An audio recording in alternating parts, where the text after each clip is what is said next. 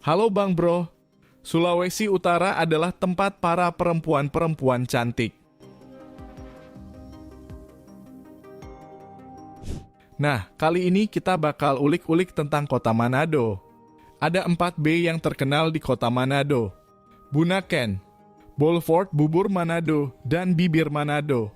Ini bisa dibilang sebagai ikon kota Manado.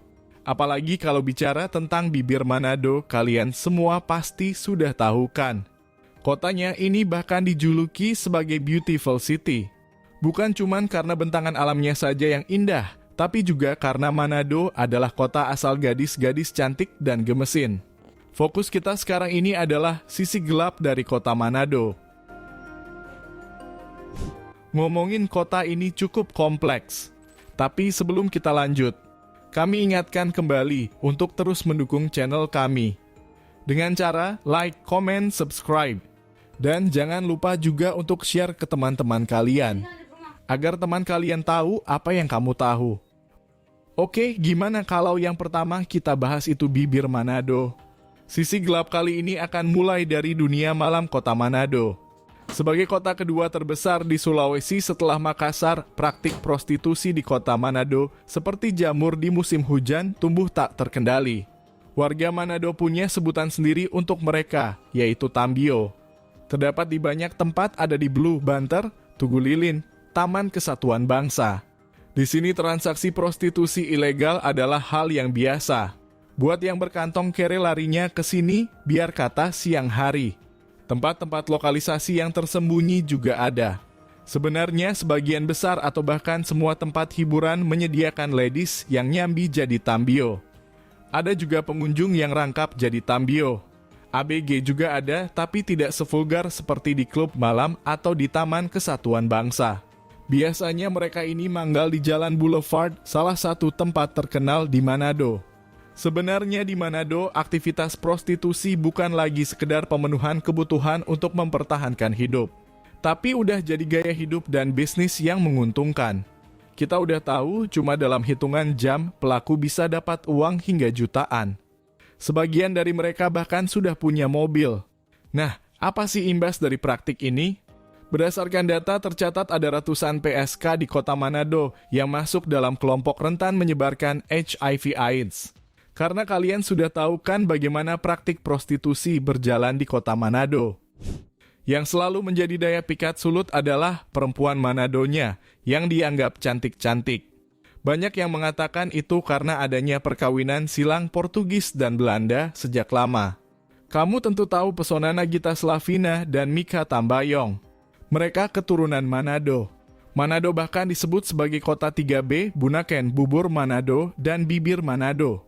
Yang membuat stigma perempuan Manado dianggap terlalu berani.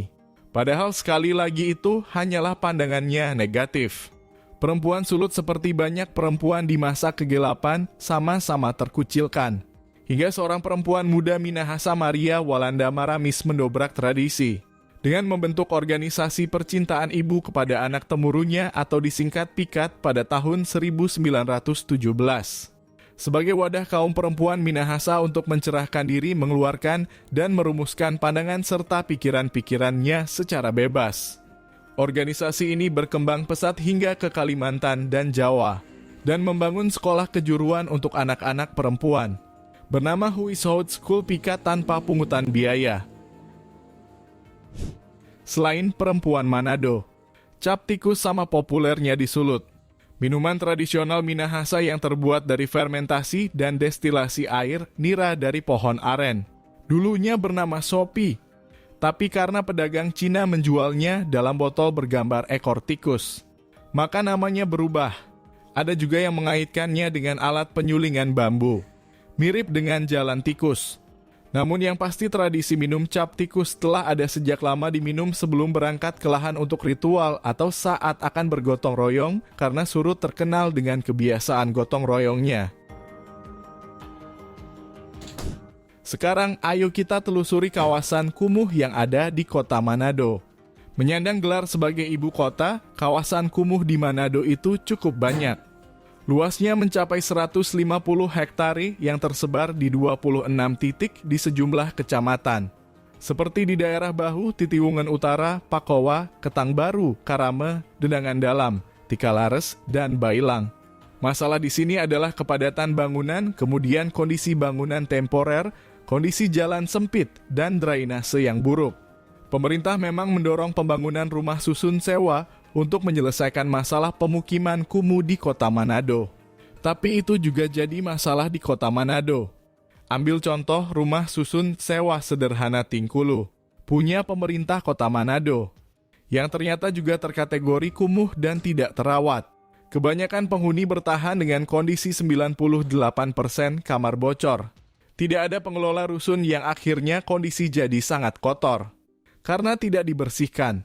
Ada program untuk merenovasi rumah susun, tapi yang jadi masalah tidak ada relokasi atau hunian sementara bagi warga. Efeknya warga bisa saja akan kembali menempati dan membuat bangunan liar di kota. Masalah lainnya adalah banyak dari penghuni yang menempati rusun juga berstatus ilegal. Akhirnya program rumah susun yang jadi rencana untuk mengatasi kepadatan jadi tidak tepat sasaran. Yang juga paling terkenal di kota Manado adalah Pasar Beriman Tomohon. Memang letaknya lumayan jauh, sekitar 25 km dari kota Manado. Tapi tetap identik dengan Manado. Mungkin antara nama pasarnya sama aktivitasnya terdengar agak kontras di telinga. Karena di sini daging-daging yang tidak pernah kita temui pun dijual.